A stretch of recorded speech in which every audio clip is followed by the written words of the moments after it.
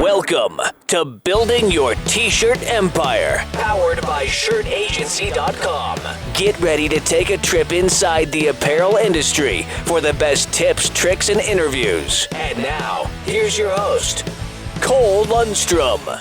Hello, and welcome to Building Your T-Shirt Empire. My name's Cole, and this week we're going to have a lesson pulled directly from class. A few times in this audio, I'll be referring to what's on the screen. We don't have a video companion, but you're welcome to come to the next class. We have them every month. So we're going to get into how we handle mock-ups, customer approvals, and how we create the final art separations. I'm also going to post a second episode with more advanced techniques. This covers the most basic vector artwork in Adobe Illustrator. All right, I hope you enjoy it. Thank you. Bye. The reason we do mock-ups is to eliminate complaints and people saying that we didn't listen to them. So it really comes down to people's expectations being met in this business. A lot of people don't know what they want, and they know that they hate it when they see what you printed. So you're going to want to focus on letting them know what to expect. And so in our shop, we have the original order that's written up in an invoice. Then we create a mock-up. Then they have to approve it. Then when we're on press, we send them a text message of the first photo of the first shirt. So they have a photo that they have to approve of the print. To eliminate like any and all complaints. And with that system, I think we've had maybe like 2 customers in the whole year who still didn't like their shirts, which is a lot better than what would have happened if we just trust our sales guys and they just say like, oh no, that's what he said. So the way this is made, I've got this shirt embedded here, and the shirt, so we already have a library that we've saved to our computer. We like to use the real... Some people like to use like these cartoons, which you might have seen online, that are like cartoons of a man, and they look kind of cheesy. We like to use the real shirt because especially if they're doing anything specialty, like let's say they're doing a vintage print or a water-based print or a neon print. If they're doing anything like that, you want the real shirt and how it will affect the art for real being demonstrated in your mock-up. You don't want to show them some stupid cartoon and they just assume it'll turn out great. Sometimes you're showing them in a mock-up almost to warn them, because a lot of people will change their mind after getting their mock-ups. Here is our mock-up, and we're going to leave it like this for a second and get started on a piece of art. I'm going to pretend that one of my customers just handed me a rasterized piece of art. So now you have this rasterized piece of art. And the problem with the rasterized piece of art, like we said earlier, is the sawtooth. And you can see that already, if this was like a local high school, you can see you're already having problems. So when I get a rasterized piece of art from a customer, what I'm going to do is open it in Illustrator, and if it's decent enough quality, I'm going to do a live trace. So a live trace is this icon right here. It also can be done right here, image trace, window image trace. Now this will give you a few options. For this one, we're going to go color. We're going to limit the colors to like 4 because it'll count white as a color. And then right here on these sliders, you can tell it like how much detail you want. You can adjust the corners if it's looking round or not too round. I'll press preview. And now I'll press expand. Now when I pressed expand, what I did was I turned all those pixels into nodes and curves. So now, well, you're going to zoom back into the same art. No sawtooth. Does anyone have questions about that before we move past it? Everyone get the idea? Yeah? You ever run into situations where you have to do it by hand? Creating all the anchor points and stuff? Yeah, I mean, if the art's really bad, then you're going to have to do, like, cleanup fees. You're either going to have to, like, go into Photoshop and try to sharpen it up a ton, or you might, be kind of like tracing with Illustrator. If you trace with Illustrator, if you have, like, an iPad or even Android tablets, you can use them now as, like, drawing tablets, and they'll sync up, and that might be faster than trying to use your mouse. Just use your whatever tablet you have laying around. There's apps for Illustrator that you can just use because you're already on like the Creative Cloud. Okay, so we've got this, and it's got this big white box. So I'm going to select just the big white box, get rid of it. Then I'm going to call this a 1, 2, 3, 4 color because we're going to put it on that navy blue. And I want to show you how to put text in this. So we're going to write, all right. So because we want a cease and desist letter, we're going to put no copyright needed. And then we're going to pick our font. And I think it'll look nice if it's the golden color on that blue. And I think it'd be cool if we bend it. So I went up to this little warp options tool right up here. And I'm bending it. That looks about right. So there we go. That's what your customer said they wanted. And that's what you made for them. So you are not quite ready to actually have this be printed yet. But you are ready to dump it into your mockup. So I'm going to go here. I'm going to expand everything so that now it's not a font, it's just a vector graphic. Yeah. But expanding applies to like strokes and stuff also. So if you have like a stroke around your art, it'll expand it instead of creating outlines, which is just for fonts. All right, so I'm going to do Control G and make this a group. That's going to let me grab anywhere and the whole group will be selected. I'm going to copy it and paste it in here.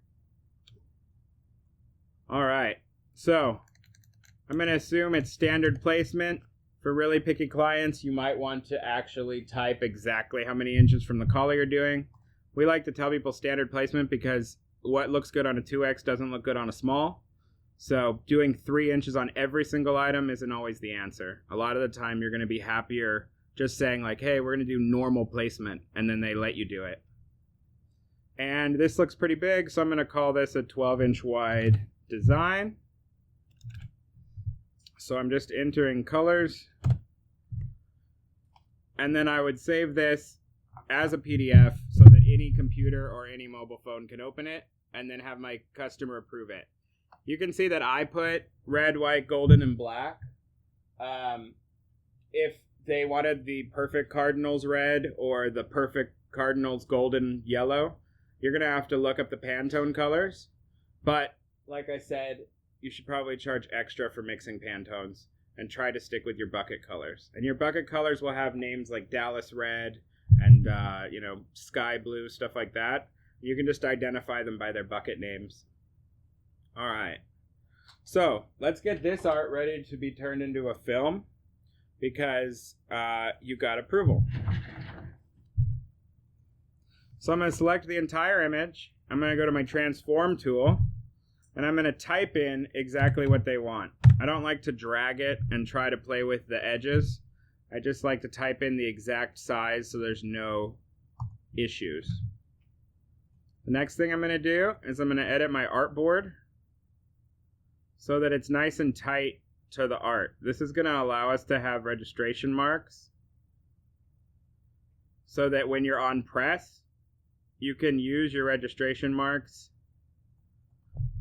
instead of using your eyes and just assuming you did it right with the art. The registration marks are going to be little crosshairs in the corners and in the center, and they're going to guarantee that you've got everything nice and tight instead of you just like playing with it.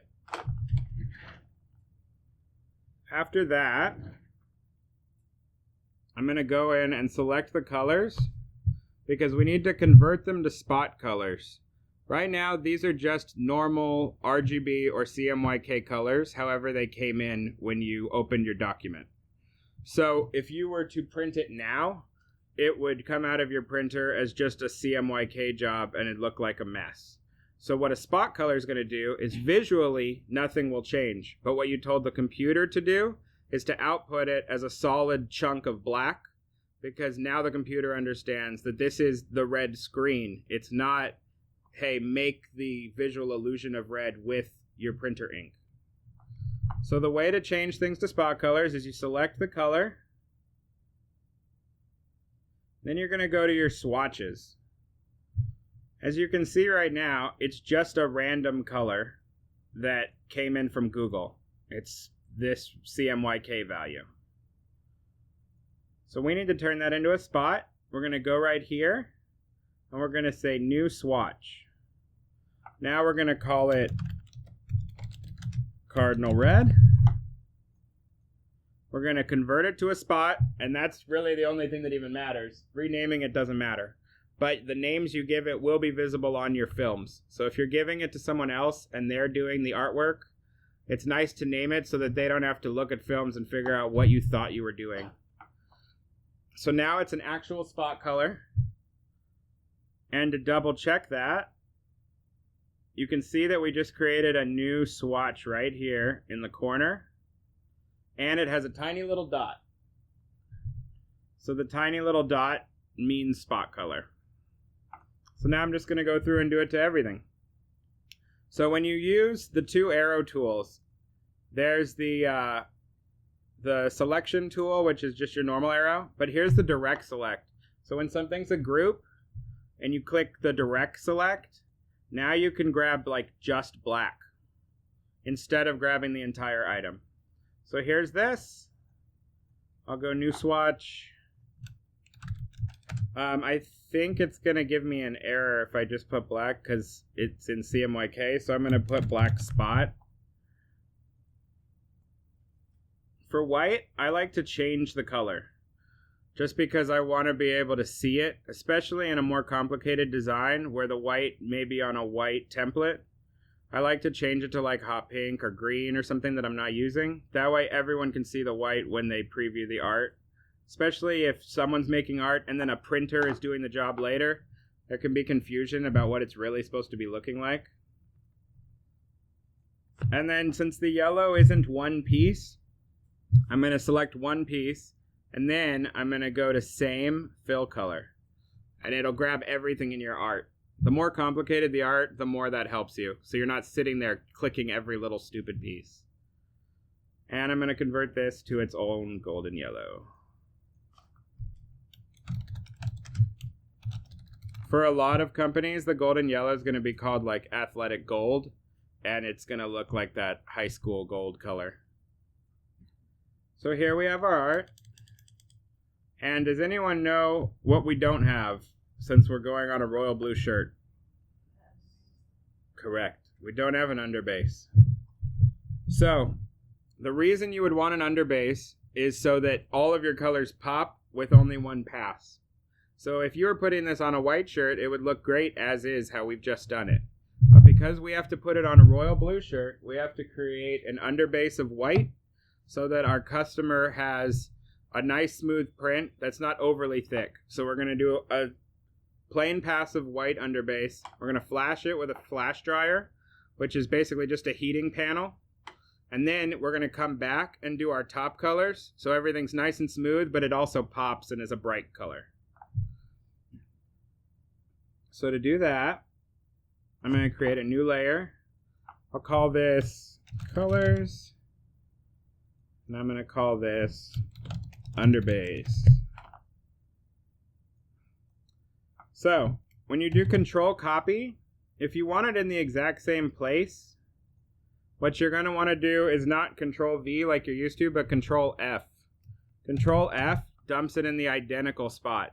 That way, your registration marks will work on both sets of these jobs, and you're not trying to line up your underbase with whatever random colors you put. So, control F instead of control V when doing the underbase. Now my underbase is going to be white, so I'm going to change everything to the white. Now you've got this big base, but what's going to happen if we stop right here is you're going to have white peeking out on the edges. So what we need to do is choke it. So it's all selected, and I'm going to go to the stroke. For the stroke, I'm going to grab something that's easy to see. So I'm going to do this bright green. And I'm going to create a new swatch. This swatch is going to be called Do Not Print because this is just being saved in the file. but we don't want any CMYK in our artwork whatsoever because it messes with the computer. So we're going to call it do not print and convert it to spot. For our chokes here at Shirt Agency, I like to be at 0.008. A good printer doesn't have any white showing with that. If you're starting out and having problems, you can go ahead and do a bigger stroke than that, but ultimately you can work your way to that small of a stroke. 0.008 inches is our value, but you can start bigger than that. Basically, the bigger your stroke, the more your customer will see your colors kind of like dip in, because there's no underbase in those spots. That's why we try to keep it as small as possible. So what we've done now is create basically a cover. So here's our art. And you can see, if we zoom way in, that this choke right here is cutting into the colors. And that's what you're looking to accomplish. Is just a little bit of forgiveness space for when you're on press. So there we have our underbase. So now I'm going to show you how to print this with the rip, which is how we do it.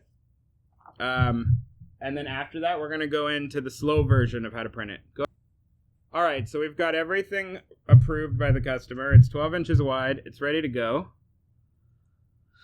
So we're going to go File, Print.